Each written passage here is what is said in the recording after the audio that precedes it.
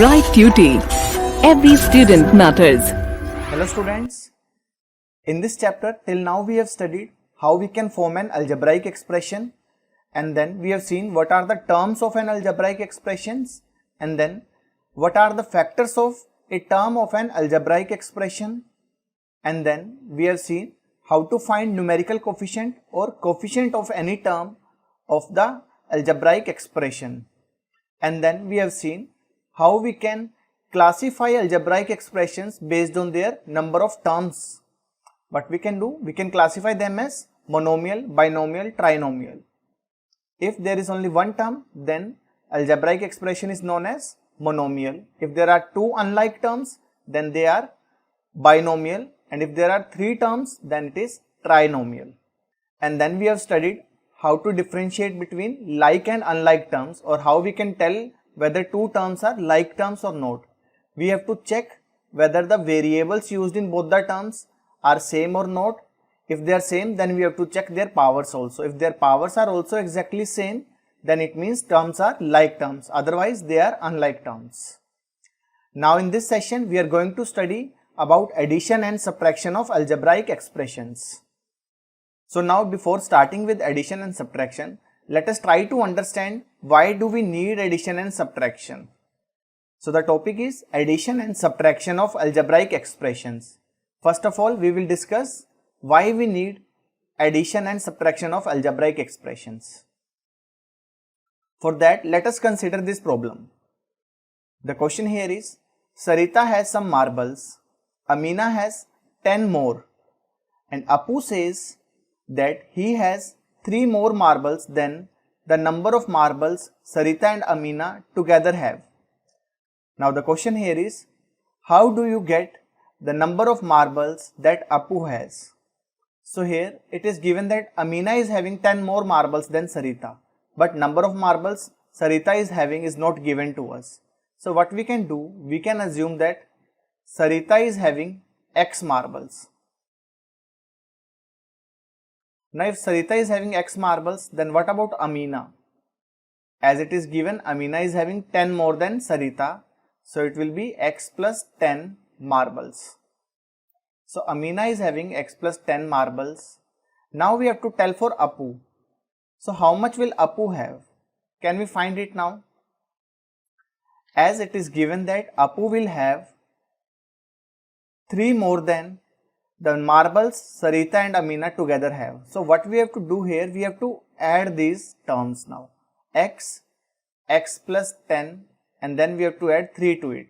By adding these terms, what we can get number of marbles Apu is having. So we need addition of these terms now.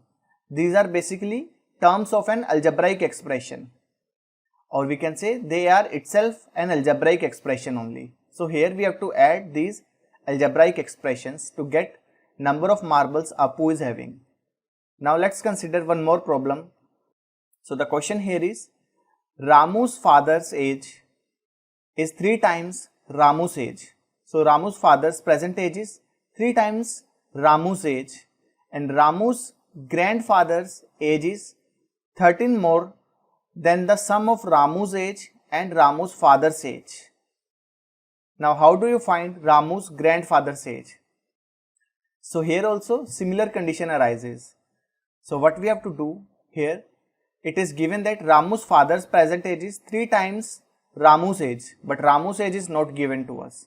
So here we can assume that Ramu's age or Ramu's present age is X years. If Ramu's age is X years, then what about Ramu's father's age? So father's age is 3 times. So it means we can say father's age is 3 times of X. It means it is 3x years. This is father's age, and then it is given that Ramu's grandfather's age is 13 more than the sum of Ramu's age and Ramu's father's age. So what we have to do for grandfather's age? For grandfather's age, we have to find sum of algebraic expressions. That is, we have to add x, 3x, and 13 to it. That is 13 more than sum of the ages of Ramu and his father. So by adding these terms, we can get age of Ramu's grandfather. So here also again we need addition of algebraic expressions. Let's see one more condition where we need sum of algebraic expression or addition of algebraic expression or subtraction of algebraic expression. So the question here is, in a garden, roses and marigolds are planted in a square plot. The length of the square plot in which marigolds are planted is 3 meters greater than the length of square plot in which roses are planted. Now we have to tell how much bigger in area is the marigold's plot than the rose plot. So here information is given about their side lengths. It is given that the square in which marigold is plotted is having side length 3 meter greater than that of the rose plant. So here we can assume that side length or side of square in which rose is planted, in which roses are planted,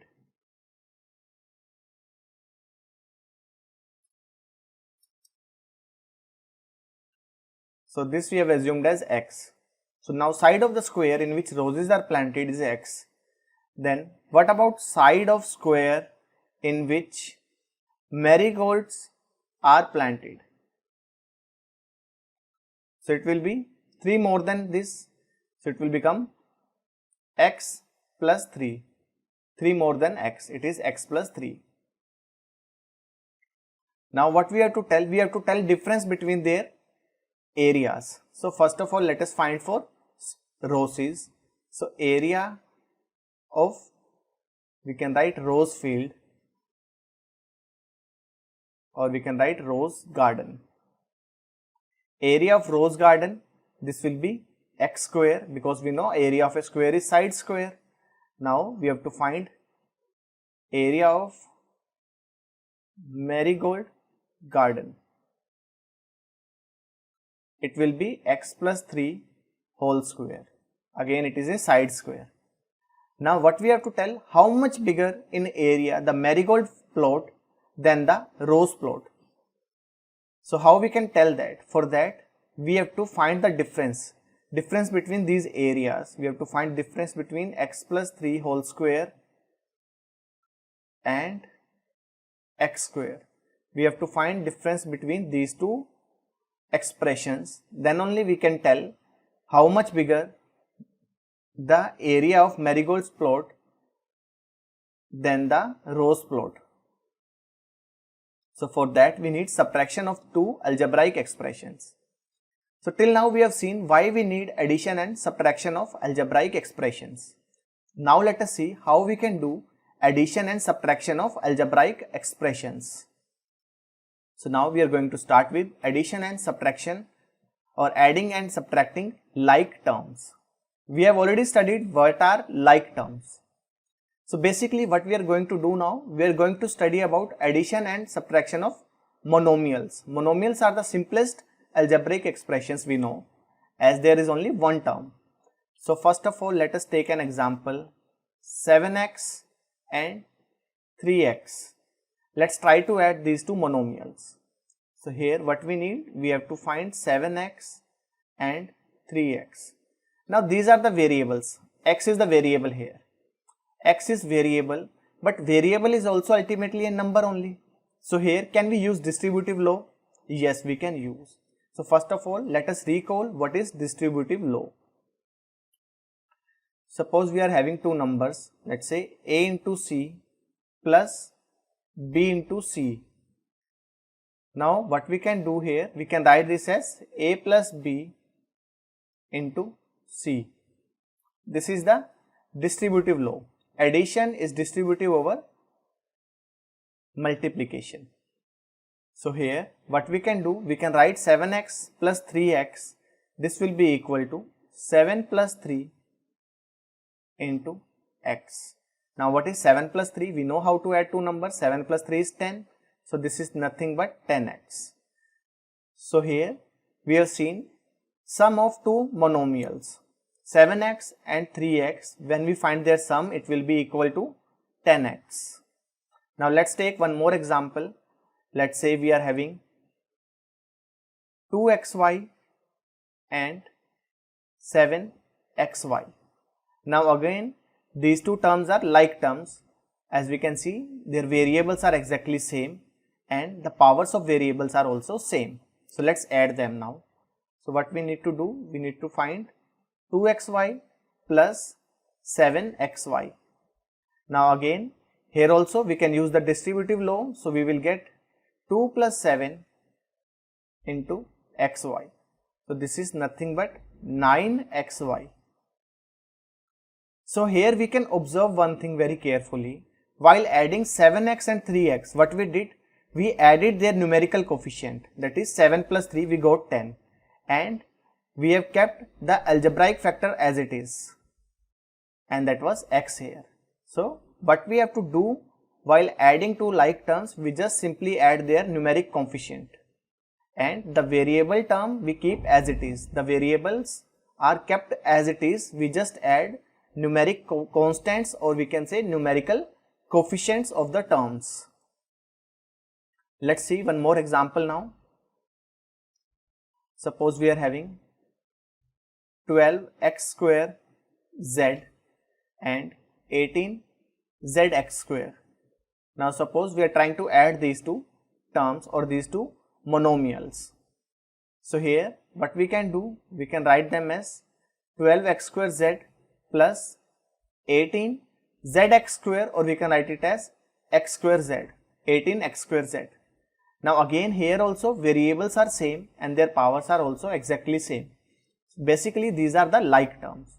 Now what we have to do, we just have to simply add their numerical coefficients, that is 12 plus 18, and the variable thing will be as it is, that is x square z. Now this will be equal to 30 x square z. So this is how we add two monomials, or we can say two like terms. Now suppose instead of like terms we are having two unlike terms. Let's say we are having 3 and x. We have to add these two terms. How we can add them? We can simply write that it is equal to x plus 3. We can't simplify it further, we can't solve it further, because these are two unlike terms. Here both the terms are kept as it is. X was the one term and 3 was the another term, and they are kept as it is. We can't add them further, we can't simplify them further.